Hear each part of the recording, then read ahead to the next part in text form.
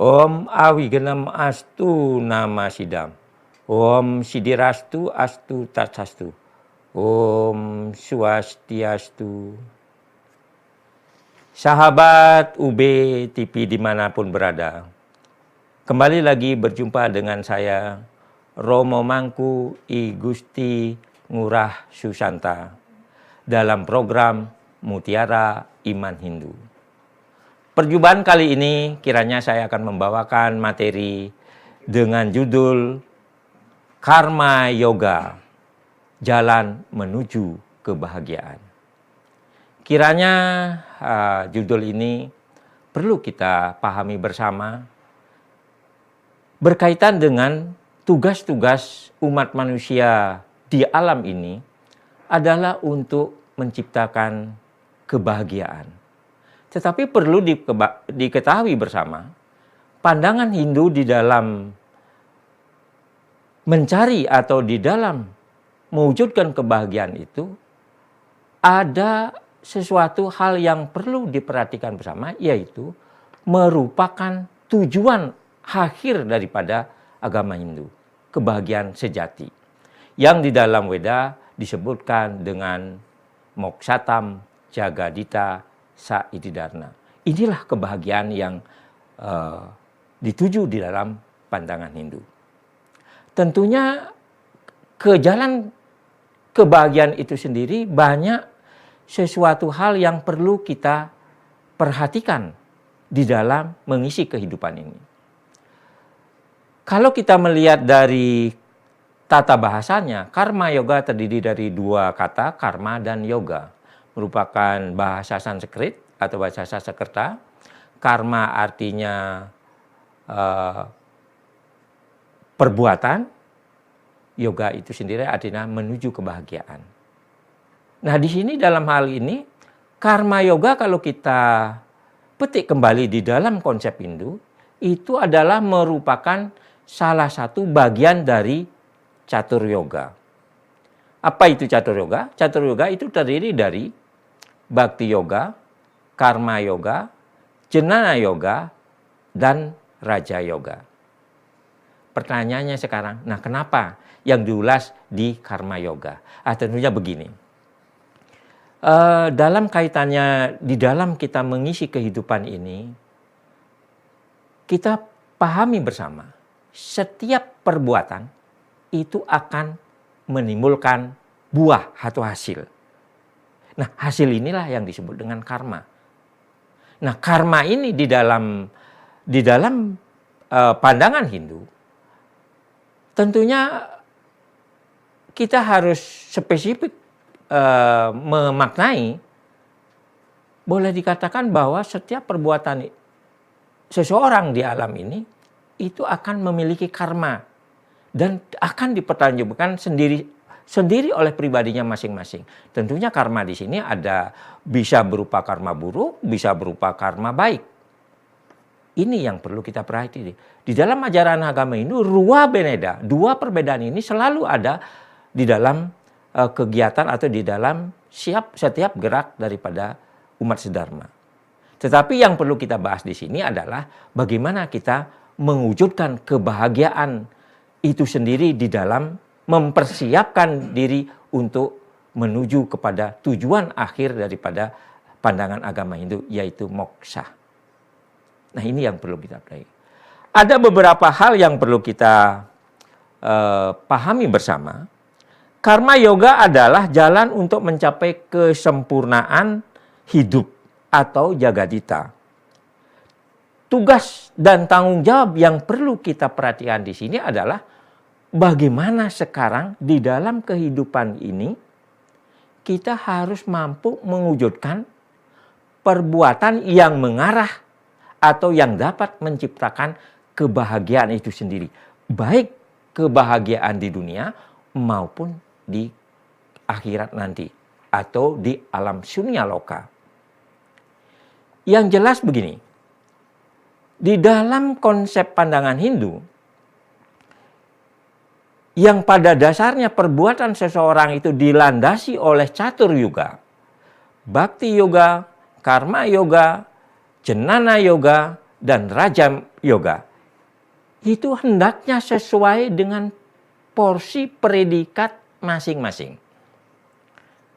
Boleh saya katakan demikian. Contohnya, seorang bakti. Apa artinya bakti? Bakti itu adalah orang, bukan penurut. Kadangkala banyak orang yang mengatakan, oh bakti itu penurut. Bukan. Bakti itu adalah konsekuensi daripada pernyataan dari dirinya sendiri. Karena dia merasa bertanggung jawab pada perbuatannya, inilah yang diwujudkan dengan yang disebut dengan rasa bakti. Lebih cenderung pada dia ingin mengikhlaskan atau ingin menyempurnakan hidupnya ini dengan jalan bakti. Apapun yang dilakukan tentunya berdasarkan atas dharma. Kemudian yang kedua, karma atau karma yoga. Karma, lebih banyak seseorang akan mereview daripada hasil perbuatannya. Ini karma. Kemudian janana, tentunya di sini akan menggunakan ilmu pengetahuannya di dalam mengisi tugas-tugasnya di alam. Kemudian raja adalah kewajiban sebagai penguasa, kewajiban sebagai seorang yang mampu memimpin. Ini disebut dengan raja yoga. Nah, inilah yang perlu dipahami bersama. Tetapi apa yang dari keempat jalan ini, apa yang perlu kita perhatikan? Yang perlu kita perhatikan adalah Iswara Paridana. Apa itu? Iswara Paridana, yaitu jalan pengabdian diri menyerahkan kepada kebenaran itu sendiri, atau boleh dikatakan berserah diri kepada kebenaran. Baik sahabat UBTP di mana berada, kita lanjutkan setelah yang satu ini.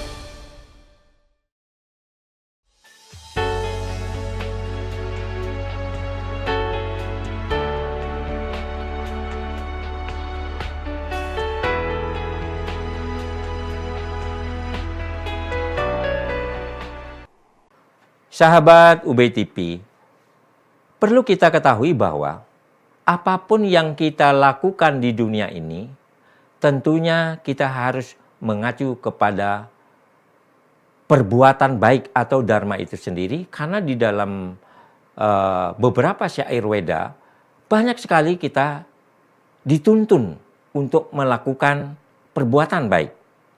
Kalau dalam bahasa Wedanya disebut dengan raksati raksita. Siapa yang berjalan di atas dharma mesti akan dilindungi oleh dharma itu sendiri. Tetapi ada satu hal yang perlu kita ketahui bersama.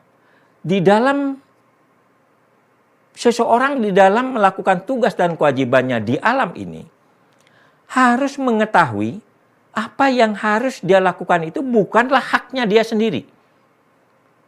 Dan tidak artinya begini, hasil dari perbuatannya bukanlah seseorang yang menentukan, tetapi seseorang itu hanya melakukan tugas dan kewajibannya. Karena di dalam Bhagavad Gita, bab 3, sloka 19, menyebutkan, lakukanlah tugasmu dengan baik tanpa mengharapkan hasil atau tanpa mengharapkan imbalan.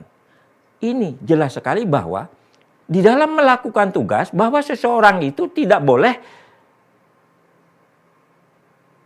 hasilnya yang dipikirkan. Tetapi mari kita lakukanlah tugas itu dengan mulia. Lakukanlah tugas itu dengan kebenaran.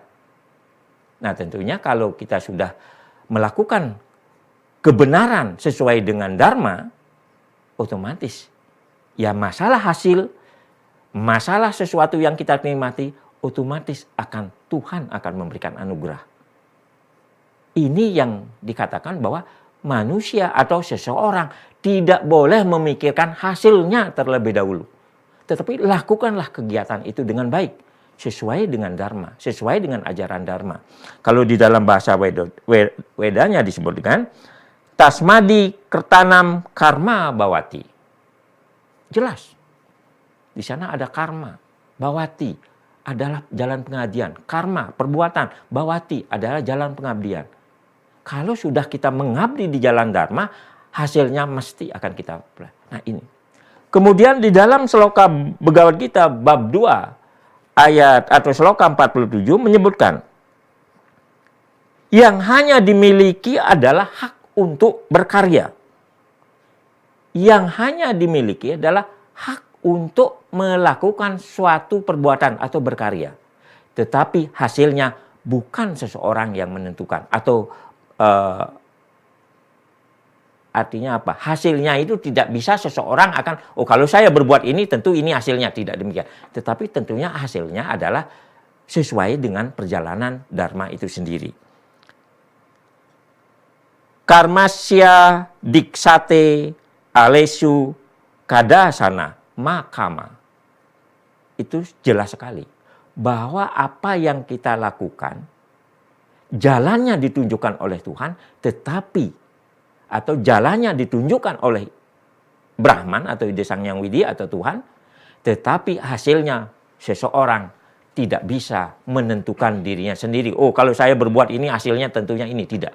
Tetapi jalan yang harus dia lakukan sesuai dengan jalan dharma. Nah, ini yang perlu diperhatikan bersama. Kemudian dalam Rigveda bab 1 Sloka 1 Sukta 1 menyebutkan melalui tindakan kita akan mendapatkan kebahagiaan dan dapat mewujudkan jagadita. Nah ini kunci daripada karma yoga adalah apa yang kita lakukan di dalam berbuat, tentunya ini akan menghasilkan karma. Baik karma, kalau baik itu adalah kebahagiaan, tentunya kalau tidak baik artinya kita akan menerima sanksi atau menerima hal-hal yang bersifat ketidakbaikan. Tentunya di sini kalau kita berbicara atau berjalan di dalam rel dharma, nah tentunya kebahagiaan kita mesti akan diperoleh. Agni made puruhita. Agni made diibaratkan seperti api. Kita tahu api itu panas. Siapapun yang melawan api akan gosong, akan terbakar. Tidak mampu untuk melakukan panasnya api. Tetapi kalau bisa memanfaatkan kekuatan api sebagai sumber energi daripada kita berbuat, Agni akan menuntun kita. Agni made puruhita. Ini yang perlu kita pahami bersama. Di dalam ajaran karma yoga, tindakan yang dilakukan dengan kesadaran dan tanpa egoisme dapat menjadi sarana untuk mencapai kedamaian spiritual maupun material maksudnya. Artinya, kalau kita sudah berjalan di atas ajaran atau di atas konsep karma yoga, apapun yang kita lakukan, apapun yang kita berbuat dengan kesadaran tanpa mengedepankan egoisme atau ego itu artinya begini, tanpa mengedepankan sesuatu yang muncul karena keterpaksaan, karena hal yang bersifat ego, bersifat boleh dikatakan ya diri sendiri yang memahami atau mengutamakan bahwa kita lah yang paling benar. Artinya tidak demikian. Ego itu artinya kekuatan yang ada pada diri kita sendiri yang kadangkala bisa menuntun ke jalan kebaikan, bisa juga menjerumuskan kita ke dalam hal-hal yang bersifat buruk. Salah satu contoh misalnya, kalau kita berdiskusi, kalau tidak mau menghargai pendapat orang, bagaimana pendapat kita mau dihargai? Nah itu salah satu bentuk, marilah kita mencoba. Di dalam ajaran karma yoga, Yang perlu kita ketahui, yang perlu kita lakukan adalah bagaimana kita mengkemas perjalanan menuju ke pembebasan atau boleh dikatakan bagaimana kita mengarahkan perbuatan kita menuju tercapainya kebahagiaan itu sendiri. Tentu ada hal-hal yang perlu kita perhatikan. Artinya begini, bahwa di dalam kegiatan ada 3 unsur yang seseorang harus dipahami, bahwa itu kalau dilakukan bisa bersifat menimbulkan kebahagiaan, bisa juga kebalikan dari kebahagiaan. Tapi tentunya setelah yang satu ini.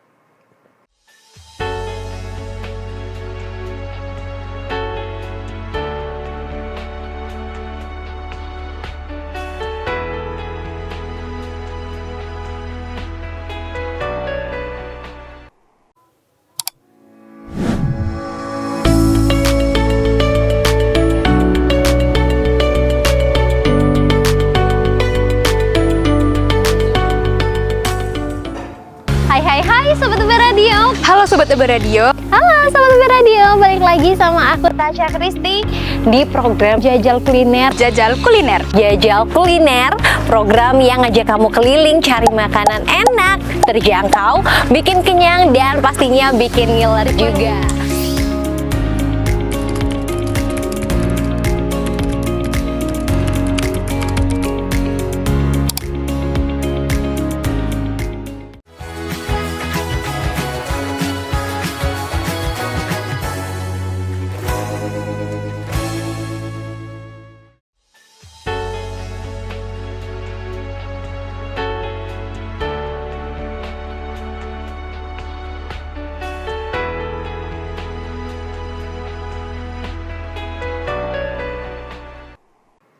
Sahabat UB TV dimanapun berada.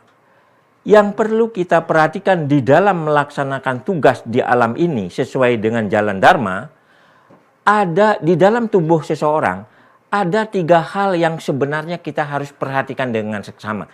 Apa itu? Yang pertama adalah nafsu. Yang kedua adalah sifat kebodohan. Yang ketiga adalah angkara murka atau keinginan yang berkelebihan. Nah, kalau ketiga ini tidak bisa kita memanage di dalam diri kita sendiri, tentunya jalan kebahagiaan itu akan selalu suram, akan kita tidak bisa ketemui. Nah, bagaimana? Misalnya kita selalu mengedepankan nafsu terlebih dahulu. Kalau sudah nafsu dikedepankan, segala sesuatu perbuatan kita akan terpengaruh oleh nafsu itu sendiri. Yang namanya nafsu otomatis akan berkaitan dengan dampak yang dapat menimbulkan kebalikan daripada kebahagiaan itu sendiri. Ini. Kemudian yang kedua, seseorang itu harus mampu meninggalkan sifat-sifat kebodohan. Apapun bentuknya. Artinya begini, di dalam kehidupan ini, seseorang itu sudah diberikan tugas, diberikan sesuatu kemampuan, isilah diri kita sendiri sesuai dengan swadharma masing-masing. Jangan sampai kita dicap sebagai orang yang mengabaikan ilmu atau bodoh. Dalam hal ini, ya janganlah menimbulkan kebodohan. Dalam arti bahwa begini, kebodohan itu bisa menghancurkan jalan yang sudah ditata sesuai dengan dharma, sesuai dengan kebaikan, karena tidak mampu menunjukkan hal-hal yang bersifat baik. Salah satu contoh misalnya, kita hidup di alam ini banyak aturan-aturan, baik aturan positif atau aturan daripada negara, baik aturan hukum agama maupun aturan masyarakat yang timbul karena tradisi atau kepribadian. Tetapi kalau kita langgar karena merasa kita masa bodoh, tidak mau memperhatikan, tidak mau melaksanakan apa yang diatur oleh lingkungan itu, tentunya ini menjadi bumerang kepada diri sendiri. Tentunya jalan kebahagiaan itu akan terhambat oleh sifat-sifat kebodohan itu sendiri. Kalau di dalam Hindu disebut dengan tamas. Satwam, rajas, tamas. Satwam kebaikan, rajas itu adalah energik, tamas inilah kebodohan. Hilangkanlah kebodohan itu sendiri. Kemudian yang ketiga adalah angkara murka. Angkara murka ini apa? Selalu merasa bahwa apa yang kita inginkan itu adalah milik kita. Ini namanya angkara murka. Ya kalau mungkin dalam bahasa ini kita egois.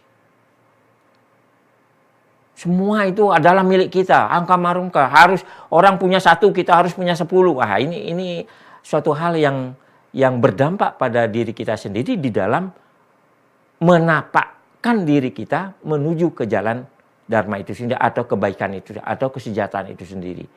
Janganlah menampakkan angkara murka atau hal yang bersifat, wah itu adalah milik saya, itu adalah saya yang harus dapatkan, saya yang harus, tidak demikian.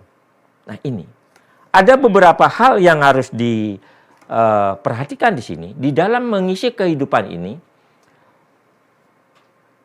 Asubha karma dengan subha karma itu harus mampu kita tegakkan di dalam menapakkan diri di dalam menjalankan sesuatu hal yang bersifat pengabdian.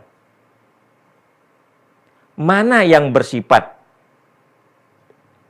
subha karma, mana yang bersifat asubha karma. Asubha karma itu adalah yang tidak baik. Subha karma adalah yang sesuai dengan ajaran dharma. Nah ini, apakah seseorang harus melakukan perbuatan baik? Ya tentunya sesuai dengan ajaran dharma. Ya tentunya kalau kita ingin menikmati kebahagiaan di alam ini, tentunya berbuatlah dengan baik. Tapi ada suatu catatan, asubha karma dalam diri kita memang perlu diminit. Kadang-kadang kita perlu hal-hal yang mengakibatkan dampaknya kurang baik. Tapi itu adalah kita kesampingkan terlebih dahulu apabila kita ingin menegakkan kebenaran itu sendiri untuk menuju kebahagiaan. Karma yoga. Nah inilah. Kemudian ada yang perlu kita perhatikan bersama, bahwa di dalam mengisi kehidupan ini ada 2 hal yang kita harus perhatikan kalau kita kaitkan dengan subha karma. Ada yang disebut dengan dharma kriya, ada yang disebut dengan prawarti marga. Apa itu dharma kriya? Dharma kriya adalah kewajiban untuk membahagiakan diri sendiri dan keluarga. Nah, di sini ada kata kuncinya adalah diri sendiri dengan keluarga. Artinya dalam hal ini, dalam kegiatan dharma kriya ini, kita wajib atau seseorang wajib memperhatikan kebutuhan daripada untuk membahagiakan diri sendiri dan keluarga. Itu yang disebut dengan dharma kriya. Kemudian yang berkaitan dengan prawarti marga adalah bagaimana kita mengendalikan diri di dalam memenuhi 2 tadi itu. Kebutuhan diri sendiri maupun kebutuhan keluarga. Dharma kriya harus diikat oleh prawarti marga. Kalau tidak diikat nanti bisa kemana-mana itu. Karena ingin membahagiakan keluarga ya dengan cara banyak hal yang perlu kita pahami. Kenapa orang sudah dikasih jalan yang baik, tapi di depannya ada suatu tantangan, ada suatu iming-iming, ada suatu hal yang menggoda, mau keluar rel dharma. Nah inilah yang perlu kita perhatikan. Baik, pada kesempatan ini saya sudah panjang lebar menjelaskan tentang karma yoga, tapi perlu saya simpulkan bahwa apa yang kita perlu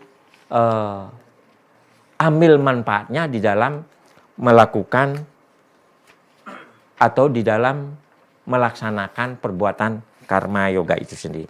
ada beberapa hal yang perlu kita perhatikan di dalam apabila kita ingin menampakkan diri di dalam perbuatan atau di dalam mewujudkan kebahagiaan itu sendiri. Yang pertama adalah melakukan kegiatan dengan penuh kesadaran dan tidak mengharapkan hasil terlebih dahulu.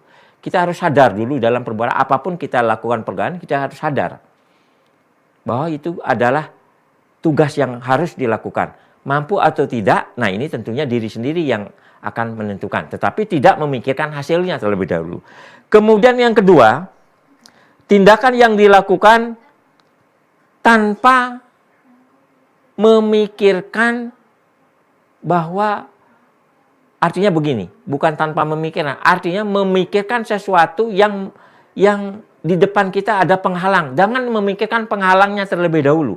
Tetapi kita pikirkan bahwa apa yang kita lakukan adalah sudah dituntun oleh Dharma. Tentunya penghalang-penghalang, kalau kita sudah berjalan di atas rel Dharma, penghalang-penghalang itu akan disingkirkan oleh Dharma itu sendiri.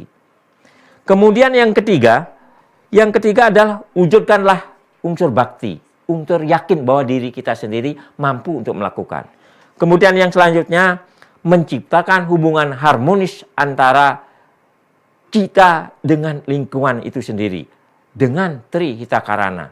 Harus itu mampu untuk menciptakan keharmonisasian hubungan antara kita dengan lingkungan itu sendiri. Terutama dalam hukum Tri Hitakarana. Kemudian yang kelima adalah membantu memulihkan pikiran kita di dalam berbuat. Artinya begini, sadar bahwa apa yang kita akan perbuat tentunya ada rel-rel Dharma yang akan kita turuti. Itu yang perlu. Sahabat UBTP, inilah yang perlu dipahami bersama. Apabila sudah semua unsur tadi yang saya sebutkan tadi sudah kita pahami dan kita kuasai di dalam diri sendiri, kebahagiaan sejati akan terperoleh. Moksatam jagadita sa iti dharma. Om Santi, Santi, Santi. Om.